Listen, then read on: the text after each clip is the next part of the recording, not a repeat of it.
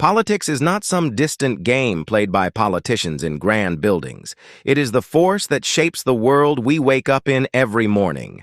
It decides who holds power, who gets heard, who stays free, and who carries the cost when things go wrong. Politics can protect people or crush them. It can build trust or turn neighbors against each other. It can create justice or make inequality feel normal. That is why politics matters. We cannot simply walk away from it because even when we refuse to take an interest in politics, politics still has an interest in us. The real question is not whether politics controls our lives, but who controls it and for whose benefit. The book starts with a simple question, which is, why do we actually need political philosophy? The basic idea is that politics is not something we can just ignore, because the way a country is governed has a real effect on everyday life. Good government can give people safety, freedom, and the chance to live decent lives, while bad government can bring fear, poverty, and violence. The author uses the famous painting showing good and bad government to make this point. We can see that politics shapes the world people live in, and we do have a choice about how we are governed. Political philosophy is basically about thinking seriously about what makes a government good or bad, and whether we can work out what a fair political system should look like. From there, the book moves on to political authority and asks why the state has the right to tell us what to do. Governments make laws, collect taxes, and provide things like education, healthcare, roads, and security. But this raises a tricky question. Why should we obey them when we might not agree with what they are doing? The author looks at Hobbes and his idea that without a common authority, people would struggle to trust each other, and society could become dangerous and unstable. He also looks at the anarchist argument that perhaps people could organize themselves without a state. The problem is that this might work in small communities where people know and trust each other, but it becomes much harder in a large modern society. So the real question is not simply whether we need government, but what sort of authority we need and where its limits should be. The chapter also asks whether people have a duty to obey the law and whether breaking the law can sometimes be justified when the law itself is seriously unfair. The next step is democracy. Once we accept that some form of political authority is needed, we have to ask who should actually hold that power. The book looks at systems such as monarchy, aristocracy, and democracy, and explains why democracy is based on political equality and the idea that those in power should answer to the people.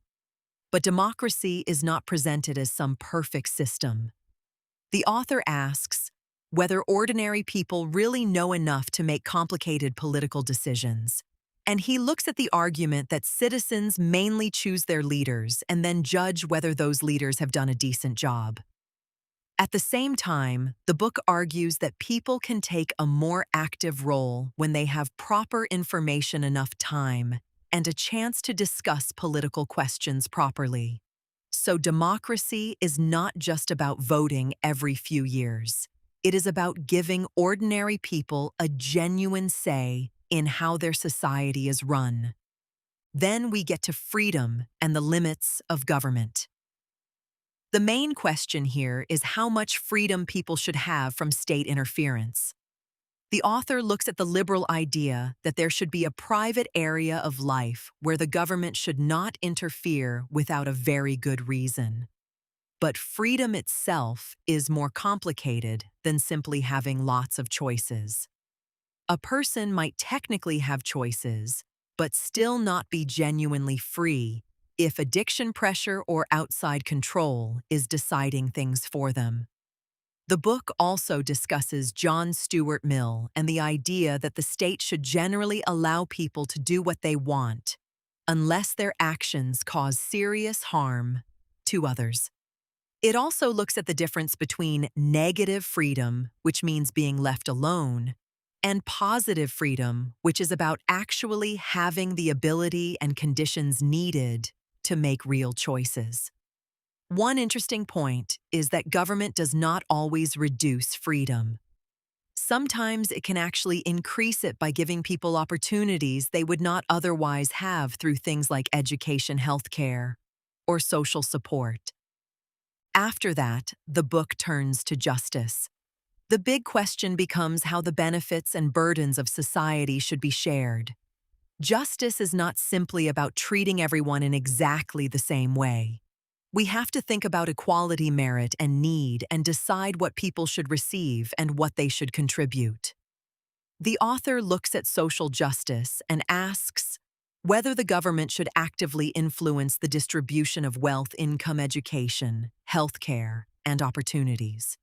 There is also a debate about the market and whether economic outcomes can really be called just or unjust when they come from millions of individual choices. The author argues that political institutions still matter because governments create the rules, taxes, and public services that shape people's lives. So justice is really about asking what sort of social arrangements we can reasonably justify to one another. The book then brings in feminism and multiculturalism and asks whether traditional political philosophy has left important people and experiences out of the picture. Feminist thinkers have argued that politics is not only about parliament, government, and elections, because power also exists inside families and everyday relationships. This is where the idea that the personal can be political becomes important. The chapter also looks at cultural and religious minorities and asks how a society should deal with people whose traditions and values are different from those of the majority. It looks at issues such as representation, equality, family life, and positive discrimination. The main point is that saying everyone has equal rights on paper is not always enough. We also need to ask whether people actually have the freedom and opportunity to live as equals. Finally, the book moves beyond individual countries and asks what happens when we think about nation-states and global justice.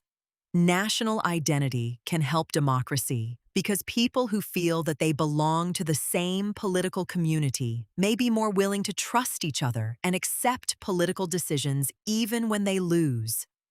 It can also make people more willing to support social justice because they feel some responsibility towards other members of their society.